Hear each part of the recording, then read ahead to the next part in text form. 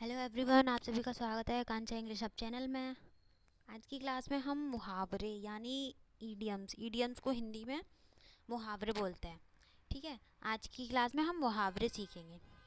पहले तो इसमें हम यहाँ पे मुहावरे क्या होते हैं वो देखते हैं। An idiom is a phrase that means something different from the words that make it up. यानी इसे हिंदी में देखते, देखो, मुहावरे ऐसे वाक्यांश होते हैं जिनका अर्थ उनके शब्दों में तो सामान्य होता ही है, लेकिन उसका जो जब हम अर्थ निकालते हैं तो वो भिन्न होगा यानी अलग होगा। ठीक है, जैसे यहाँ पे हमने कुछ यहाँ एग्जाम्पल दिए, जैसे अ बेड ऑफ रोजेज यानी फूलों की says.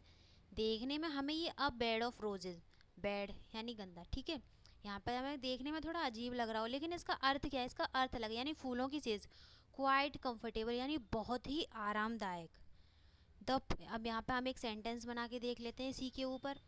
The post of the prime minister is not a bed of roses, यानी जो प्राइम मिनिस्टर की जो पोस्ट है वो किसी फूलों की सेज से कम नहीं है। ठीक है, जैसे अकॉर्डिंग टू हम बोलते हैं ना, अकॉर्डिंग टू यू यानी तुम्हारे अनुसार, तो इसी में है अकॉर्डिंग टू यानी के अनुसार, कंसिस्टेंट विथ। ठीक है, I act according to the advice of my elder brother, मैं अपने बड़े भाई की सलाह के अनुसार चलता हूँ। ठीक है, यानी अगर हमें कोई बड़ा सलाह देगा तो हम उसी के हिसाब से चलेंगे। ठीक है, तो इसमें I act according to the advice of my elder brother. Again and again यानी बार बार। He tried again and again but could not succeed, वह बार बार प्रयास करता है लेकिन वह सफल नहीं हो सकता। ठीक है, अ रेड लेटर डे यानी महत्वपूर्ण अवसर। जैसे कि हमारा बर्थडे आता है तो वो बहुत ही महत्वपूर्ण दिन होता है हमारे लिए, और 26 जनवरी, 15 अगस्त, है ना, तो ये सब महत्वपूर्ण दिन होते हैं, अवसर या दिन बोल सकते हैं हम।